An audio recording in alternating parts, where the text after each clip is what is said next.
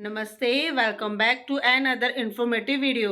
तो वीडियो शुरू करने से पहले आप सबसे अनुरोध है कि चैनल पर अगर नए हैं तो चैनल को सब्सक्राइब और बेल आइकन को प्रेस करना ना भूलिएगा, ताकि वीडियो की नोटिफिकेशन सबसे पहले आप तक पहुंच सके। तो आज की वीडियो का टॉपिक रहेगा कि जब हम 3 से 6 साल के बच्चे का सेल्फ आधार डालते हैं तो उसकी ई-केवाईसी हमें कैसे करनी है, मदर की करनी है या बच्चे की करनी है, उसके रिलेटेड ही आज हमारी वीडियो होने वाली है। तो जो भी प्रॉब्लमें हमें फेस करनी पड़ रही हैं, हम इस वीडियो के ज़रिए डिस्कस करेंगे।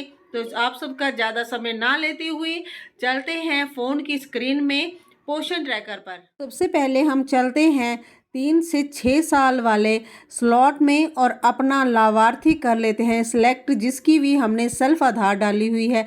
आप देख सकते हो कि चाइल्ड आधार जो हमने डाल दिया है, लेकिन ई-केवाईसी नहीं हुई है, क्योंकि इसमें कन्फ्यूज़न थी कि बच्चे की करनी है या उसकी मदर की करनी है। हम कर लेते हैं प्रोसीड और यहाँ पे मदर, फादर और गार्डियन वाला ऑप्शन आ रहा है। लेकिन मेरी एक फ्रेंड क्या कर रही थी कि बच्चे का ही आधार डाल रही थी। हमें ऐसा नहीं करना है। हमें क्या करना है कि जहाँ मदर सेलेक्ट करनी है उसका आधार डालना है, या फिर फादर सेलेक्ट करने हैं उनका आधार डाल लेना है, या फिर अगर फादर और मदर दोनों नहीं हैं, गार्डियन है, तो उनका आधार जो है वो इसमें डाल देना है। बच्चे का आधार जो है हमें इसमें नहीं डालना है।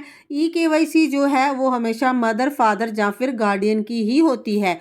तो आधार मैंने डाल लिया है। आधार डालने के बाद यहाँ पे मैं कर लेती हूँ प्रोसीड, और प्रोसीड करने के बाद देखते हैं कि यहाँ पे हमारी ई-केवाईसी होती है कि नहीं।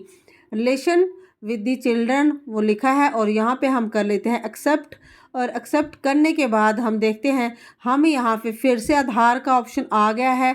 तो यहाँ पे मैं फिर से मदर को सिलेक्ट किया था, तो मदर का आधार मैं फिर से यहाँ पे डाल लेती हूँ।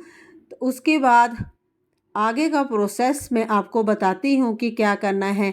आधार डाल के नीचे जो कैप्चा लिखा हुआ है ये भी मैं बॉक्स में लिख लूँगी।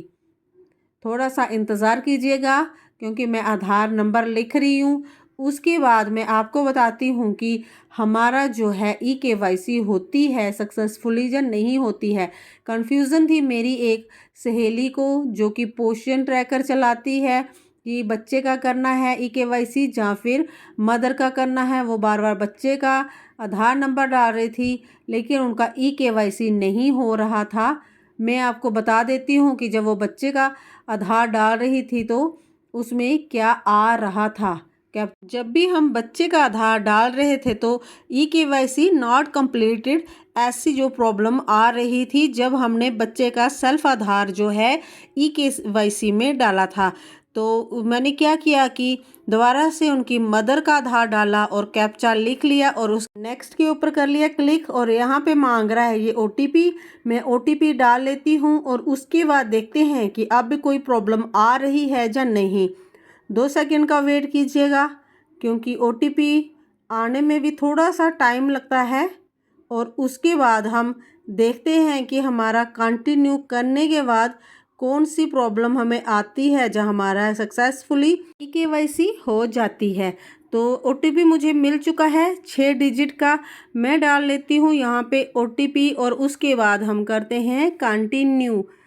ओटीपी डाल लेती हूँ और अब कर लेती हूँ मैं कंटिन्यू पे क्लिक। सर्च हो रहा है, थोड़ा सा वेट कीजिएगा।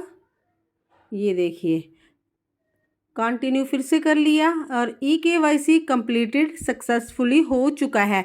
अब हम आगे का प्रोसेस करते हैं और यहाँ पे उन्होंने बोला है कि कैप्चर फेस।